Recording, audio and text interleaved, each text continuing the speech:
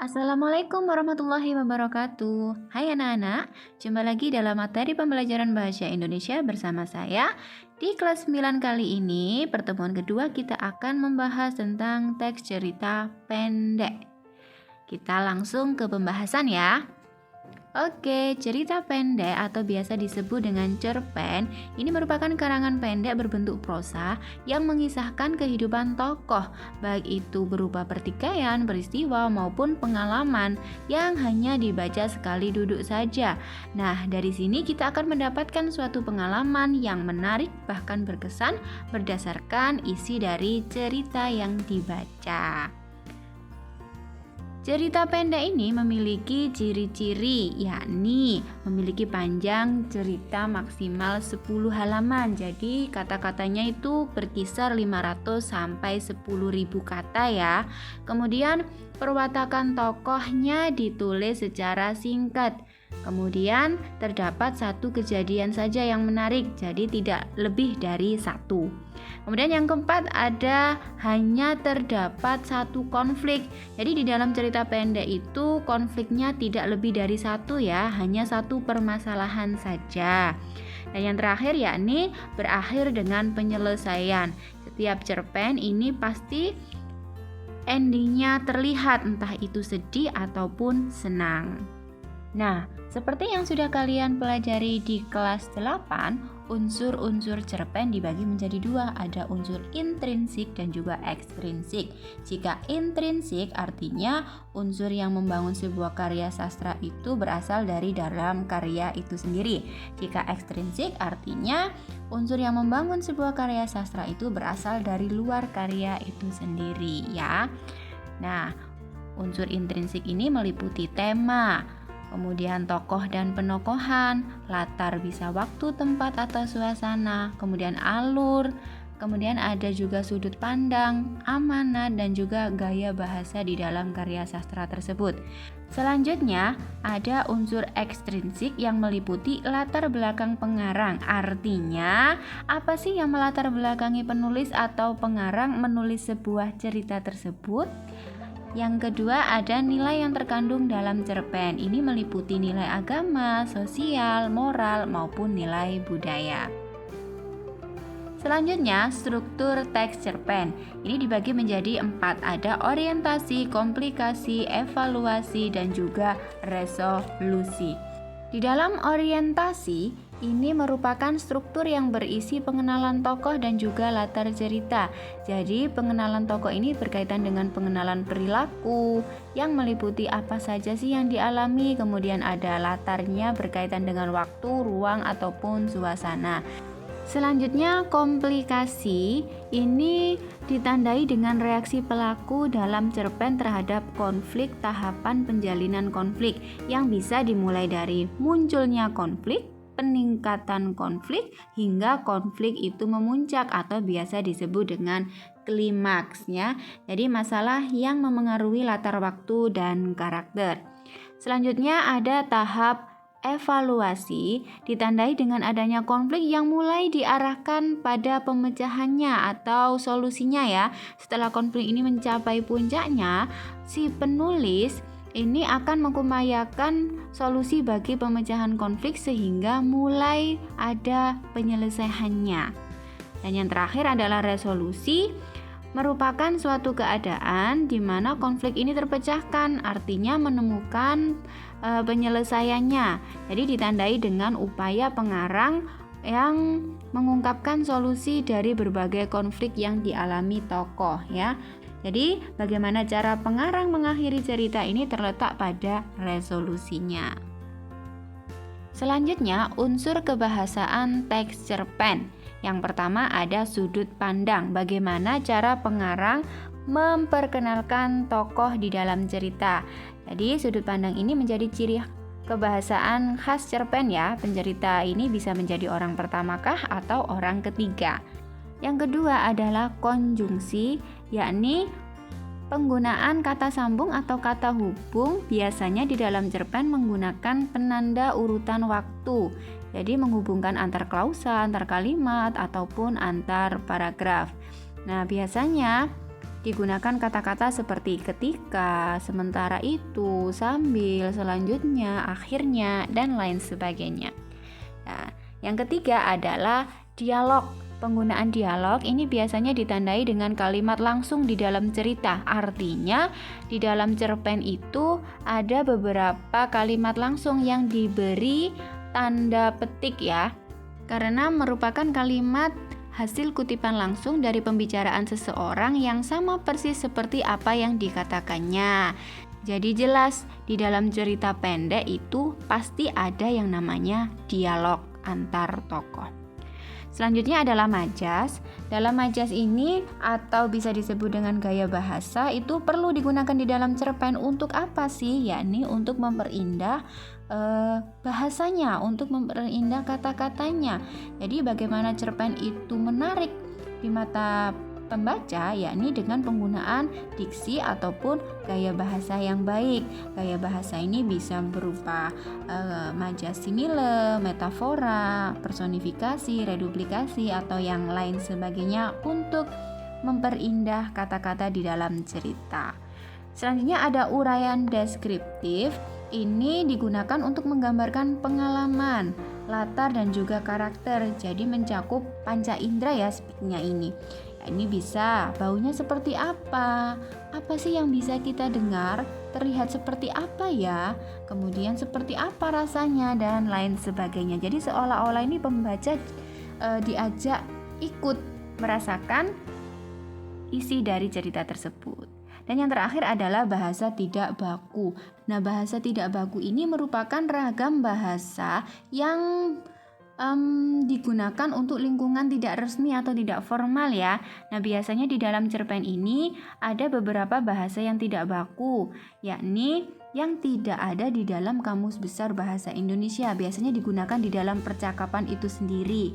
Ini biasa disebut dengan kata serapan ya. Jadi ada beberapa kata-kata selain bahasa Indonesia, bisa bahasa Inggris, bisa bahasa Jawa, atau bisa bahasa yang lainnya atau bahasa Indonesia tapi dia tidak baku, seperti kata-kata gaul, lo, gue, atau misalkan bikin, atau macapatan, atau yang lain sebagainya. Selanjutnya, bagaimana sih menulis cerpen yang baik? Ini menulis cerpen berdasarkan pengalaman, tidak sekadar memaparkan pengalaman saja, tetapi kalian harus mampu menjadikannya sebuah kisah. Jadi ada tokoh ceritanya, ada alurnya, konfliknya, bagaimana penyelesaian ceritanya. Jadi kalian benar-benar menggunakan daya imajinasi itu untuk mengolah, menambah, merekayasa cerita pengalaman itu agar menjadi sebuah cerpen yang menarik. Jadi untuk menulis cerpen ada beberapa nih langkah yang harus kalian perhatikan, yakni ide ceritanya ditentukan dahulu, kemudian garis besarnya bagaimana, kemudian kembangkan garis besar itu menjadi sebuah cerita, lalu periksa kembali keruntutan ceritanya atau kronologis ceritanya, kelogisan ceritanya itu diperiksa kembali sehingga cerpen itu menjadi cerpen yang sistematis dan juga logis. Yang terakhir yakni menyunting cerita. Ya, ini dilakukan agar di dalam pembacaan teks nanti jika terdapat kesalahan kata, kosakata, atau struktur kalimatnya, gaya bahasa, diksinya itu bisa langsung diperbaiki agar cerpen yang kalian tulis nantinya menjadi cerpen yang baik. Nah, untuk selanjutnya bisa kalian buka buku paket Bahasa Indonesia halaman 79. Ini ada contoh cerita pendek yang berjudul Anak Rajin dan Pohon Pengetahuan. Nah, di sini sudah saya tandai, yakni di halaman pertama merupakan struktur orientasi ya, pengenalan tokoh. Ada si Mogu yang merupakan anak yang rindu akan pengetahuan bersama si Tule, yakni sebatang pohon pengetahuan yang memiliki wawasan yang sangat luas ya. Namun di sini tidak sembarang anak yang bisa belajar dengan pohon pengetahuan, yakni hanya anak-anak yang memiliki hati yang bersih saja. Nah, di sini masih dijelaskan di halaman kedua, masih diceritakan tentang percakapan antara si Mogu dan juga si Tule bahwa mereka ingin belajar bersama. Si pohon pengetahuan mengajak si Mogu untuk belajar bersama agar wawasan si Mogu ini semakin luas, dia semakin pintar, dia semakin gemar membaca, seperti itu ya. Di sini muncullah komplikasi hingga suatu ketika dia pun pergi ke luar kota ya. Jadi dia Mogu ini berhasil lulus dengan peringkat terbaik sepanjang abad. Jadi membuat seorang raja kagum padanya. Namun di sini muncullah tokoh lain, yakni pejabat Monda, yang memang dia adalah pejabat yang iri hati akan kepintaran si Mogu ini tadi. Jadi pejabat Monda ini tidak senang si Mogu mendapat perhatian lebih dari si raja. Nah, berbagai cara dilakukan pejabat Monda untuk mengalahkan si Mogu ini, mempermalukan si Mogu ini di hadapan raja itu tadi. Namun di sini masih saja ya, Mogu masih terlihat pintar dan sangat anggun di hadapan rajanya. Berkali-kali raja menanyakan sesuatu hal dan saat itu pula Mogu menjawabnya dengan tepat. Nah, di sini semakin kesalah si pejabat Monda itu tadi. Nah, di dalam evaluasi ini sang raja ingin bertemu dengan pohon pengetahuan yang sudah memberikan ilmunya kepada si Mogu. Jadi si raja ini ingin juga seperti si Mogu, ingin pintar, ingin menjadi murid sang pohon pengetahuan. Di sini diantarkanlah oleh si Mogu ke pohon pengetahuan.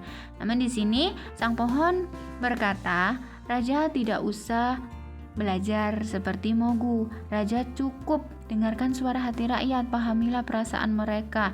Jangan mudah berprasangka. Nah, selebihnya ini si Mogu lah yang akan membantu sang raja. Nah, sang raja di sini juga sangat senang karena sang pohon sudah memberikan beberapa petua-petua untuk sang raja. Nah, di situ ternyata datanglah pejabat Monda menyeruak bersama beberapa pasukannya. Jadi dia sambil marah-marah dan ingin membakar pohon pengetahuan itu. Karena apa? Karena sang pejabat Monda tadi tidak diperbolehkan oleh si pohon pengetahuan untuk belajar bersama mereka karena memiliki hati yang tidak bersih. Si pejabat Monda dan juga pasukannya ini tersambar petir. Jadi mereka tewas tiba-tiba. Pohon pengetahuan ini memberikan Mogu sebuah buku agar Mogu ini semakin bijaksana dalam mencari ilmu, dalam mengamalkannya, dan juga bagaimana cara dia menggunakan pengetahuan itu secara baik. Seperti itu ya. Oke, kita ke pembahasan unsur intrinsik cerpen. Jadi temanya tadi tentang ilmu pengetahuan ya, atau bisa juga pendidikan sih masuk ya. Kemudian yang kedua, tokoh dan penokohan. Ada si Mogu. Ini anak yang rajin membaca dan juga pintar ya. Kemudian ada si Tule tadi, si pohon pengetahuan. Jadi sifatnya dia lembut dan juga baik.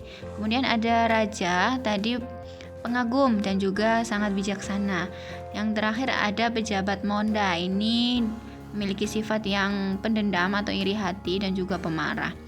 Lalu yang ketiga adalah latar. Ini latar waktu, ada pada suatu hari sudah gelap sejak hari itu dan lain sebagainya di dalam cerita tadi ya. Ada latar tempat di hutan, di desa, di pohon, dan di ibu kota ya. Kemudian yang ketiga ada suasana.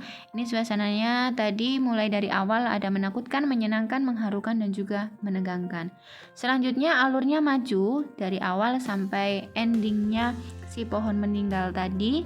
Kemudian menggunakan sudut pandang orang pertama. Amanat yang disampaikan adalah menjadi pribadi yang memiliki pengetahuan yang luas, jadi agar dapat bermanfaat bagi orang lain. Salah satunya tadi membantu orang yang membutuhkan ya. Kemudian gaya bahasanya ada majas personifikasi, yakni semua buku habis dilahapnya. Seharusnya makanan ini yang dilahap habis, tapi ini buku yang dilahap, artinya buku ini dibaca sampai habis gitu ya, dipelajari sampai tuntas. Selanjutnya kalimat yang kedua, hanya orang yang berjiwa bersih dan betul-betul haus akan pengetahuan yang dapat menemukanku. Jadi orang yang haus pengetahuan, padahal biasanya kata haus itu digunakan untuk minuman ya, minum ketika haus, seperti itu. Di majas personifikasi ini seolah-olah menghidupkan benda mati. Selanjutnya, ini unsur ekstrinsik dalam cerpen tersebut adalah latar belakang pengarang menuliskan cerita tersebut. Ini adalah pengarang ingin menumbuhkan semangat literasi atau budaya membaca kepada pembaca, khususnya para pelajar, agar memiliki wawasan yang luas. Ya, yang kedua adalah nilai yang terkandung. Ini salah satunya ada nilai sosial, yakni gunakan pengetahuan dan pengalaman untuk berbuat baik terhadap sesama. Oke, terima kasih. Semoga pembelajaran hari ini bermanfaat. Tetap semangat belajar dan sampai jumpa. Wassalamualaikum warahmatullahi wabarakatuh.